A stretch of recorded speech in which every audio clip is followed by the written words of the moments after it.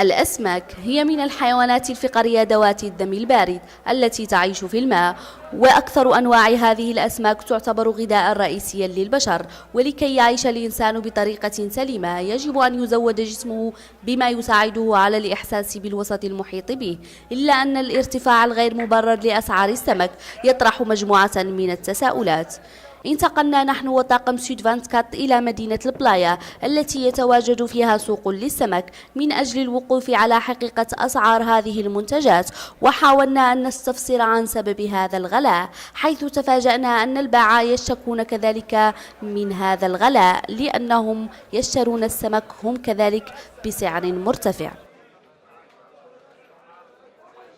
أمام غلاء أسعار السمك تبقى شريحة لا يستهان بها من ساكنة المدينة عاجزة عن اقتناء هذه المنتجات، لتبقى التساؤلات مطروحة في أذهانهم دون إجابة.